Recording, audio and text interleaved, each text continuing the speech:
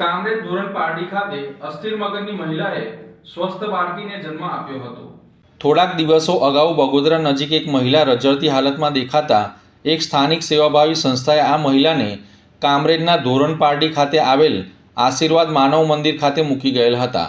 આશીર્વાદ માનવ મંદિરમાં અસ્થિર મગજની મહિલાનું આશ્રમના સંચાલકો દ્વારા તબીબી પરીક્ષણ કરવામાં આવતા મહિલા 8 માસનો ગર્ભ ધરાવતી હોવાનું સામે આવ્યું હતું। ગર્ભ ધરાવતી હોવાનું સામે આવતા આશ્રમના સંચાલકોએ તેની દેખરેખ સારી રીતે રાખવાની શરૂઆત કરી હતી।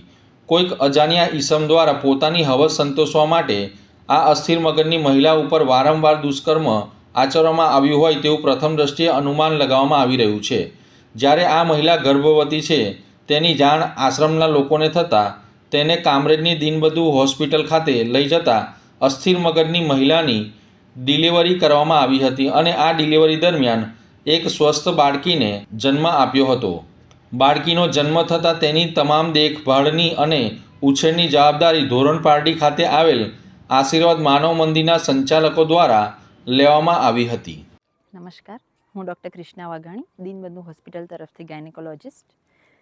કામ તો અમે રોજ કરતા જ હોઈએ, સેવા અમારો ધર્મ જ છે, અમારી હોસ્પિટલનો જ આ મોટો છે। પણ ઘણીવાર સારું કાર્ય કરવાનો આનંદ હોય। માનવ સેવા આશ્રમ જેવી ખૂબ સારું કાર્ય કરતી સંસ્થા, ત્યાંના એક પ્રભુજી જેમને જરૂર હતી અમારી, તો પ્રેગ્નન્સી હતી બેનને, 9મા મહિને ડિલિવરી કરાવવી પડે એમ હતી, તો એમાં અમે થોડી અમારી સેવા કરી છે અને અમે ખૂબ આનંદ અનુભવીએ છીએ કે અમે આ સંસ્થાને કંઈક રીતે હેલ્પફુલ થઈ શક્યા। તો થેન્ક યુ, તમે અમારા ત્યાં આવ્યા અને અમને સેવાનો મોકો આપ્યો। Thank you.